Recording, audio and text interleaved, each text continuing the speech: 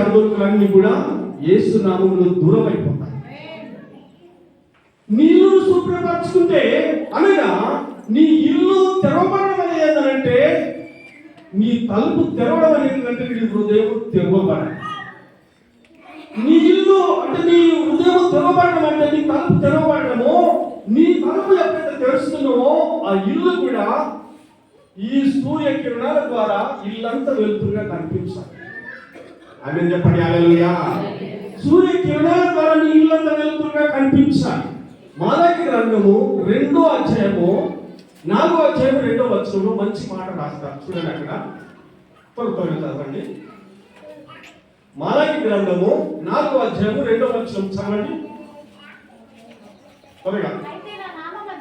అయితే మన నామమందు భయభక్తుల వారగు నీతి సూర్యుడు ఉదయించును. ఆయన రెక్కలు ఆరోగ్యం కలగజేయును. కనుక మీరు బయలుదేరి కొమ్మిన దూడలు గంతులు అయినట్లు. ఆమేన్ హల్లెలూయా. నీ ఇంటిలో నీతి సూర్యుని కిరణాలు పడాలి. దేవుని ఆత్మ సన్నిధి ఇంట్లో ఉండాలి. దేవుని వెలుగు నీ ఇంట్లో ఉండాలి. దేవుడు నీ ఇంట్లో ఉన్న తర్వాత ఆ ఇల్లు ఎట్లుంటుందంటే ఆ ఇంట్లో పరిశుద్ధాత్మ దేవుడు ఉన్నాడు, యేసుప్రభు ఉన్నాడు. కాబట్టి అక్కడ నీ ఇంట్లో సంతోషంగా ఉంటున్నావు, ఆనందంగా ఉంటున్నావు. ఎందుకంటే నీ ఇల్లు కడగబడము, నీ ఇల్లు ఊడవబడము, నీ ఇల్లు పరిశుద్ధంగా ఉంచుకోవడము, పవిత్రంగా ఉంచుకోవడము, పరిశుద్ధమైన జీవితము, క్రైస్తవ జీవితము, పరిశుద్ధమైన జీవితము. ఆమేన్ హల్లెలూయా. ఈ పరిశుద్ధమైన జీవితము మనలో లేకపోతే కుక్కలు, నక్కలు, ఎలుకలు అన్ని వస్తాయి. ఈరోజు చాలా మంది అర్థం చేసుకోవాలి. పరిశుద్ధమైన జీవితం లేకపోతే నీ ఇంట్లో కుక్కలు, నక్కలు, ఎలుకలు అన్ని చూస్తాయి. అనగా దాని అర్థం ఏంటంటే ఆ ఇల్లు పాడుపడి, ఆ ఇల్లు చెడిపోయినది, ఆ ఇల్లు బాగలేదు, ఆ ఇల్లు అందంగా లేదు, అది అందరికీ ఒక మర్యాదగా క్రమంగా లేదు, ఆ ఇల్లు గౌరవంగా లేదు, ప్రేమించే హృదయాలు లేవు, ప్రేమించే మనుషులు లేవు, ఆత్మీయ స్థితి లేదు. అందుకాన్ని బట్టి సైతాను శక్తులు సురపడతాయి. బిడ్డలారా, ఇక్కడ భక్తుల గురించి మీకు 2 మాటలు వినిపిస్తాను. ఆ దినములో హిజ్కియా మరణకరమైన రోగము కలగగా ఆమోజు కుమారుడును ప్రవక్తనైన యేషయా అతని యొద్దకు వచ్చి, నీవు మరణమవుచున్నావు, బ్రతకవు గనుక నీవు నీ ఇల్లును చక్కబెట్టుకొనుమని యెహోవా సెలవిస్తున్నాడని చెప్పగా. హల్లెలూయా. అమ్మలారా, ఈరోజు మీకు ఇండైరెక్ట్ గా వస్తున్నాయి. మీకు డైరెక్ట్ గా వస్తాయి కొన్ని, ఇండైరెక్ట్ గా వస్తాయి మీకు కొన్ని. ఈరోజు చాలా మంది ఇల్లు చక్క పెట్టుకోవడం లేదని చెప్తున్నాను. అందుకే ఇక్కడ హిజ్కియా భక్తుడు మరణకరమైన రోగం ఎందుకు వచ్చింది? హిజ్కియా భక్తుడు ప్రార్థనపరుడు, హిజ్కియా భక్తుడు మంచి వాక్యాన్ని బోధిస్తాడు, హిజ్కియా భక్తుడు చాలా దేవునికి కొంచెం ప్రీతికరంగా ఉన్నాడు. అన్ని విషయాలలో హిజ్కియా మంచిగా ఉన్నాడు. మరి ఎందుకు హిజ్కియాకు మరణకరమైన రోగం వచ్చింది? ఇక్కడ మీరు గమనించండి 2 మాటలు మరి గమనించాలి. హిజ్కియా మంచి ప్రార్థన పరుడే, దేవునికి నమ్మకం కలిగిన వ్యక్తే. కనుక ఆయన జీవితంలో దేవుని అనుసరించిన విధానం చూసినట్లయితే అన్ని క్రమాలు అనుసరిస్తున్నా, ఆయన కట్టులను అనుసరిస్తున్నా. కనుక ఆయన ఏ పని చెప్పినా పని చేస్తున్నటువంటి వ్యక్తి ఎవరైనా అంటే హిజ్కియా. ఈరోజు మీరు అనుకుంటున్నారు, మేము చాలా మంచి మందిరానికి వస్తున్నాం, మేము ప్రార్థన చేస్తున్నాం, మేము దశోభాగం ఇస్తున్నాం, మేము నమ్మకంగానే ఉన్నాం, మేము అంత బాగానే ఉన్నదని మన జీవితంలో కొన్ని సందర్భాలు అనుకుంటాం. అనుకునడం కొంత మంచిదే కావచ్చు కానీ, అనుకునడంలో కొంత మంచిదే కావచ్చు కానీ, నేను చెప్పే మాట ఏంటంటే నువ్వు అనుకునడంలో బాగా ఏదో చేసినట్టు నువ్వు అనుకోకమని చెప్తున్నా. నువ్వు ఏదో నేను ప్రభు కొరకు చేసినట్టు చెప్పుకోకు. ఏదో నేను ఇంత మంచి వాడిని అంత మంచి వాడిని చెప్పుకోకు. ఈరోజు నీ అంతటి నీవు చెప్పుకో అని అర్థం. ఎందుకంటే ఇక్కడ హిజ్కియా జీవితంలో చూసినట్లయితే హిజ్కియా ప్రార్థనపరుడు, భక్తిపరుడు, అన్నింటిలో మంచిగా ఉన్నాడు. కానీ అతని జీవితంలో కొంత సందేహాలు ఉన్నాయని మీకు తెలియపరుస్తున్నాను. ఈ రోజులో నీలో కూడా కొంచెం సందేహం ఉందని చెప్పడానికి నేను మాట తెలియపరుస్తున్నాను. హిజ్కియా ఆయన మంచివాడైనప్పటికీ ఆయనలో కూడా కొన్ని ఆటంకాలు ఆయన జీవితంలో కలిగినాయి. చేయొద్దున పని హిజ్కియా చేశాడు. నమ్మకమైన వ్యక్తులు ఎవరైతే ఇక్కడ ఉన్నారో మీరు తెలుసుకోండి. మీరు అన్ని విధంగా నమ్మకంగా ఉన్నప్పటికీ ఏదైనా మీరు కోపం ఉన్నట్లయితే, ఏదైనా మీరు బలహీనం ఉన్నట్లయితే సరి చేసుకునే విషయంలో వర్షము రాకముందే నీ ఇల్లును చక్క పెట్టుకో. తుఫాను రాకముందే నీ ఇల్లును చక్క పెట్టుకో. దేవుని ఉగ్రత నీకు రాకముందే నీ ఇల్లును చక్క పెట్టుకో. నీ ఇల్లును ఏ విధంగా చక్క పెడతావు? కన్నీళ్లతో నీ ఇల్లును చక్క పెట్టుకో. ఉపవాసంతో నీ ఇల్లును చక్క పెట్టుకో. భయభక్తులతో నీ ఇల్లును చక్క పెట్టుకో. దేవుని క్రమశిక్షణలో ఉన్నదాని కొరకు చక్క పెట్టుకో. దేవుని అడుగు జాగ్రత్త నడుచుకోవడం వరకు నీ జీవితాన్ని సరి చేసుకో.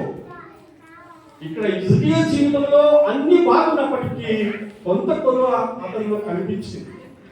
కనుక ఏదైతే దేవుడు అతనడో కనుక తనకు తెలపడనే కొన్ని తప్పులు చేశాడు. అవి ఆ తప్పులు అనుకోలేదు, కానీ దేవునికి విరుద్ధంగా ఆ తప్పులు కనిపించాయి.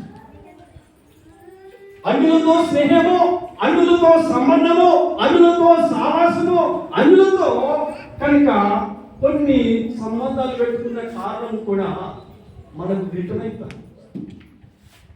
మీరు అర్థం చేసుకుంటున్నారు కదా? ఏం కారణం? కామన్ అంటున్నారు అనుకుంటారు.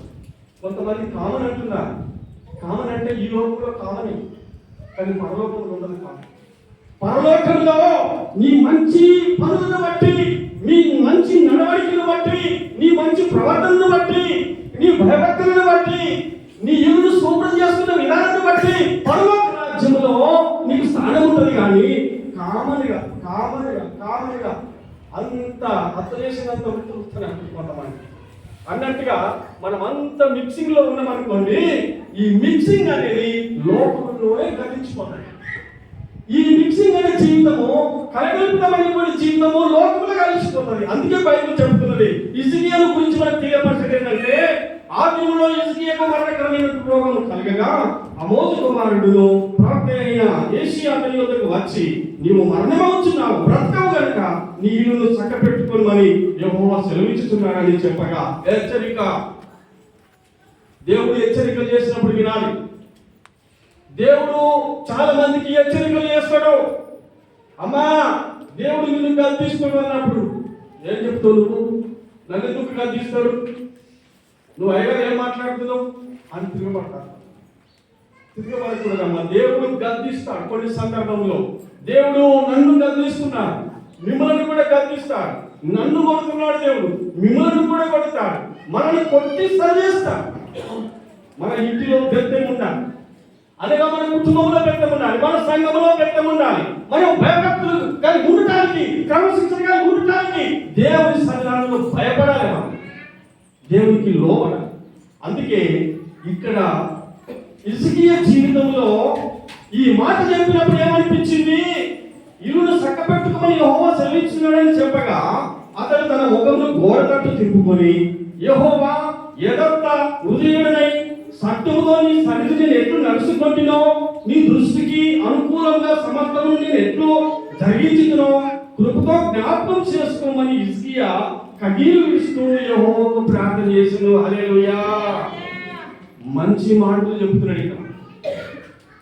అయ్యా, నీ సన్నిధిలో నేను ఎట్లా నడిచినో నీకు తెలుసు, నేను ఎలాంటి వాడినో నీకు తెలుసు. ఎందుకయ్యా ఈ మరణకరమైన రోగం నాకు సంభవించింది? అమ్మా, రోగాలతో దీర్ఘకాలమైన రోగాలతో కొంతమంది ఆ రోగాల నుంచి విడుదల పొందని వాడుతారు. నేను ఏం చెప్తానంటే, నేను చాలా సందర్భాలలో మీకు చెప్తున్నాను. కామెడీ తీసుకునే వారు తీసుకుంటారు, మీరు అదేమంటారు చెప్పుగా తీసుకోవాలి, ఛాలెంజ్గా తీసుకోవాలి. మీకు కష్టం వచ్చినప్పుడు ఆయన సన్నిధిలో మోకరించి 2 చేతులు పైకెత్తి ఒక అర్ధగంట ప్రార్థన చేసే కుటుంబాలుగా బిడ్డలుగా ఉన్నారా? లేదు. దేవుని సన్నిధిలో మొరపెట్టి దేవుని సన్నిధి దించేవారు ఉన్నారా? లేరు. దేవుడు బిడ్డలారా, ఈయన ఈ భక్తుడు అంటున్నాడు, అయ్యా ఎందుకు ఈ రోగం నాకు సంభవించిందయ్యా, ఎందుకు ఈ వ్యాధి సంభవించిందయ్యా, ఎందుకు నేను ఇప్పుడు మరణించాలి? నీ దృష్టిలో మరి పరిపాలన మంచిగా చేస్తున్నాను, భయభక్తులతో మంచిగా ఉన్నాను, నైవేద్యాలు కూడా మంచిగా నడిపిస్తున్నాను, క్రమం కట్టలు నిన్ను నియమాలు కూడా అనుసరిస్తున్నాను, కానీ నీ దృష్టిలో నేను ఏ తప్పు చేయకుండా ఉన్నాను కదా, ఎందుకు ఈ రోగం నాకు వచ్చిందని చెప్పి అడుగుతున్న వ్యక్తిగా కూడా ఆయన ఉన్నాడు. అలాగే చెప్పండి, హల్లెలూయా. దీన్ని బట్టి కూడా సంతోషించాలి. మొదటి పాపాన్ని బట్టి కూడా మనం గమనించాలి. రెండో విషయాన్ని కూడా మనం గమనించాలి. మొదటి తప్పును తెలుసుకొని సరి చేసుకునే విషయంలో కూడా మనం సంతోషించాలి. నువ్వు తప్పు చేసినావా, ఏం చేయాలి? సరి చేసుకోవాలి. తప్పు చేసిన వ్యక్తులు కప్పిపుచ్చుకుంటున్నారు, కానీ తన తప్పును ఒప్పుకుంటలేడు. తన తప్పును మరి ఏం చేస్తున్నాడు? మనలోని పెట్టుకొని ఉంటున్నాడు. తన తప్పును ఒప్పుకొని విడిచిపెట్టిన వాడు వరదిల్లుతాడు, తప్పును కప్పిపుచ్చుకునేవాడు వరదిల్లడు. ఎందుకంటే దేవుడు పిల్లలు మన తప్పును ఒప్పుకొని విడిచిపెట్టాలి. ఇక్కడ ఈయన తప్పు ఈయనకు అర్థం కాదు, కానీ ఎందుకు అర్థమైంది. మొదటి విషయం ఏంటంటే, నాకు ఎందుకు ఈ రోగం వచ్చిందని అడిగాడు. ఇది మొదటి విషయం. ఏమంటే, ఎందుకు ఈ రోగం నాకు వచ్చాలి అనే ప్రశ్న మీకు చెప్పాను కదా. నేను అంత మంచివాడను, ఎంత మంచివాడను, అన్నిలో నమ్మకంగా ఉన్నాను, రాజకీయంలో మంచుకున్నాను, ప్రజల పరిపాలనలో మంచుకున్నాను, నమ్మకంగా నీకున్నాను, ఎందుకు ఈ రోగం నాకు వచ్చిందని దేవుడు నీకు ప్రశ్నిస్తున్నాడు. అయ్యా యెహోవా, యథార్థ హృదయుడినై సత్యముతో నీ సన్నిధి ఎట్లు నడుచుకుంటునో, నీ దృష్టికి అనుకూలంగా సమర్థం నేను ఎట్లు జరిగించుకునో కృపతో జ్ఞాపకం చేసుకోమని స్త్రీయ కన్నీరు విడుస్తూ యెహోవాను ప్రార్థించను. నేను ఎలాంటి వ్యక్తిలో ఒకసారి జ్ఞాపకం చేస్తా ప్రభువా, ఎందుకయ్యా ఇప్పుడే నాకు మారినావు, ఇప్పుడు ఎందుకు నేను చనిపోవాలి? నిజంగా హిజ్కియా భక్తుని ప్రార్థన, మరి ఆయన చేసిన ప్రార్థనలు దేవుడు ఇక్కడ మనం చూస్తున్నాం. ఆయన ప్రార్థనని మొట్టమొదటిగా నువ్వు మరణిస్తామని చెప్పాడు. రెండో విషయంలో ఆయన దేవుడు అడిగిన తర్వాత తన మరణం నుంచి కొట్టివేయడానికి మూడో విషయంలో చెప్తున్నాడు. 4వ వచనం, యేషయా నడిమి స్వామి నుండి అవతలకు వెళ్ళక మునిపే యెహోవా వాక్కు అతనికి ప్రత్యక్షమై ఇలాగ సెలవిచ్చెను, నీవు తిరిగి నా ప్రజలకు అధిపతి అయినటువంటి హిజ్కియా యొద్దకు పోయి అతనితో ఇట్లను, నీ దేవుడైన దావీదుకు దేవుడకు యెహోవా నీకు సెలవిచ్చినది ఏమనగా, నీవు కన్నీళ్లు విడుచుట చూచితిని, నీ ప్రార్థన అంగీకరించి ఉన్నాను, నేను నిన్ను బాగు చేసేదను, 3వ దినమున నీవు యెహోవా మందిరముకు ఎక్కిపోవదు, ఇంకా 15 సంవత్సరాలకు ఆయుష్ను నీకు ఇచ్చదను, మరియు నా నిమిత్తము నా సేవకుడైన దావీదు నిమిత్తము ఈ పట్టణం నేను కాపాడను, నిన్ను ఈ పట్టణమును ఆశీర్వాద చేతుల నుండి పడకుండా నేను నిన్ను విడిపించను. హల్లెలూయా. ఎన్ని మెట్లుంటుందో తెలుసా? క్రైస్తవ జీవితం అంటే మందిరంగా చెల్లిపోయినంత కాదు. ఈ మాట నేను ముగిస్తున్నాను. క్రైస్తవ జీవితం అంటే ఇట్లా వెళ్ళిపోయినట్టు ఒక క్రమము ఉంటుంది, దీని పద్ధతులు ఉన్నాయి, దీని సిద్ధాంతాలు ఉంటే నిన్ను రాళ్ళు కొట్టిన సాగులేదు అంటారు. ఇక్కడ ఇలా ప్రార్థన ప్రార్థనకు ప్రతిఫలం వచ్చేసింది. ఈ రోజు మనము దేవా బిడ్డను రక్షించు, దేవా బిడ్డ జ్వరం నుంచి విడుదల, అనారోగ్యం నుంచి విడుదల ఇవ్వండి, క్యాన్సర్ గడ్డ నుంచి విడుదల ఇవ్వండి, కుష్ఠవ్యాధుల నుంచి విడుదల ఇవ్వండి అని మనం ప్రార్థన చేస్తేనే మన ప్రార్థన వ్యర్థం పోదు, మన ప్రార్థన వ్యర్థం కాదు. మన ప్రార్థన వాళ్ళకి ప్రతిఫలంగా మారుతుంది. కారణం ఏంటో తెలుసా?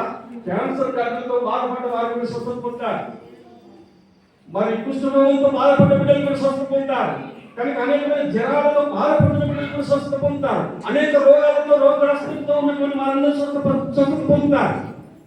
స్త్రీలకు కానీ పురుషులకు కానీ అనేకమైన రోగాలు వ్యాధులు సంభవించిన వారందరి జీవితాలలో దేవుడు వాళ్ళని ముందు స్వస్థపరుస్తారు. కానీ దేవుడికి నమ్మకం ఉంటేనే కార్యం జరుగుతుందని 7 దినం తెలియపరుస్తున్నా.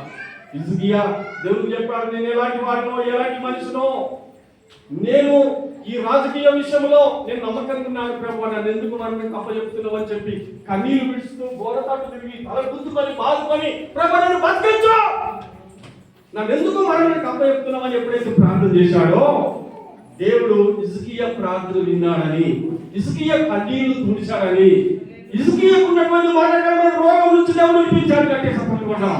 హల్లెలూయా. హిజ్కియా ప్రార్థన దేవుడు విన్నాడు. హిజ్కియా కన్నీళ్లను దేవుడు చూశాడు. హిజ్కియాకున్నటువంటి మరణకరమైన రోగం నుంచి దేవుడు విడిపించాడు. ఈరోజు నీ రోగం నా రోగం విడిపిస్తాడు. మన ఇల్లును చక్కపెట్టరా, మన ఇల్లును మూడిద్దాం. మన ఇల్లు ఎప్పుడు నీట్గా ఉండాలి, మన ఇల్లు ఎప్పుడు పరిశుద్ధంగా ఉండాలి, మన ఇల్లు ఎప్పుడు పవిత్రంగా ఉండాలి. మనం క్రమంగా దేవుడు మందిరకు రావాలి. దేవుడు అయ్యగారి కొడుకు కాదు, అమ్మగారి కొడుకు కాదు, ఇక్కడ ఉన్నటువంటి ప్రజల పెద్దల కొడుకు కాదు. వచ్చేది నువ్వు జీవితం పరిమితం చేసుకుని రావాలి. దేవుడు వెళ్ళాలి. ఇలాంటి విషయాలు జాగ్రత్తగా ఉండండి. దేవుని మీ కుటుంబాలను, మనలను, పిల్లలను, మనందరూ కూడా గొప్ప దేవుడు ఆశీర్వదించి దీవించి నిత్యం ఎల్లప్పుడూ మనందరికీ తోడై ఉండును.